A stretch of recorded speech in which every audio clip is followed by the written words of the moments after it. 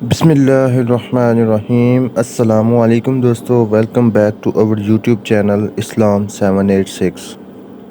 दोस्तों, आज की वीडियो में हम बात करने वाले हैं हज़रत मोहम्मद सल्लल्लाहु अलैहि वसल्लम पर पहली वही नाज़िल होने के मनाज़िर।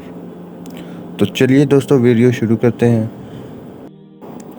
सैयदा खदीजा रज़ियल्लाहु तआला अन्हा आप सल्लल्लाहु अलैहि वसल्लम की अहलिया मोहतरमा थीं। ये खातून अव्वल नहायत समझदार और मामला फ़हम खातून थीं।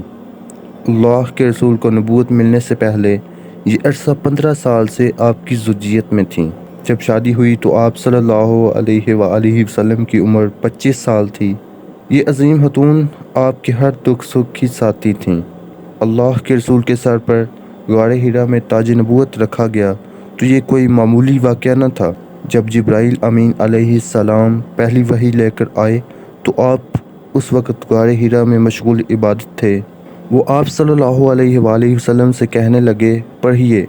आपने कहा, मैं पढ़ा हुआ नहीं हूँ। अल्लाह के रसूल फरमाते हैं, फ़रिश्ते ने मुझे पकड़ कर ज़ोर से दबाया जिससे मुझे बड़ी तकलीफ़ हुई। फिर उसने मुझे छोड़ दिया और कहा, पढ़िए। मैंने कहा, मैं पढ़ा हुआ नहीं हूँ। इसने दूसरी बार मुझे ज़ोर से पकड़ कर दबाया हत्ता कि मुझे शदीद थकावट का एहसास हुआ। फिर मुझे छोड़ दिया और कहा, पढ़िए। मैंने कहा, मैं पढ़ा हुआ नहीं हूँ। तीसरी बार फिर ऐसा ही हुआ। उसने कहा, तर्जमा, अपने रब का नाम लेकर पढ़िए जिसने पैदा किया। उसने इंसान को एक जमे हुए खून से पैदा किया। पढ़िए, और आपका रब ही सबसे ज़्यादा करम करने वाला है, वो जिसने कलम के ज़रिए इल्म सिखाया। उसने इंसान को वो इल्म दिया जिसे वो जानता न था। नाज़रीन, वही का आना फ़रिश्ते का एक बार नहीं 3 बार ज़ोर से दबाना और इससे आप सल्लल्लाहु अलैहि वसल्लम को तकलीफ़ होना, ये नहायत गैर मामूली वाक़या था। आप सल्लल्लाहु अलैहि वसल्लम को इससे खासी घबराहट हुई।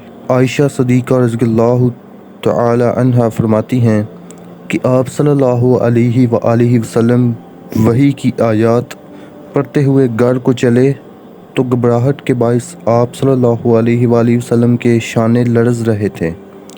घर पहुँचे तो दुख सुख की साथी सैयदा खदीजा रज़ियल्लाहु तआला अन्हा ने हस्ब साबिक़ हंदा रुई से इस्तकबाल किया। इरशाद हुआ, मुझे चादर ओढ़ा दो, मुझे चादर ओढ़ा दो। के मायनी लहाफ ओढ़ाना भी किया गया है।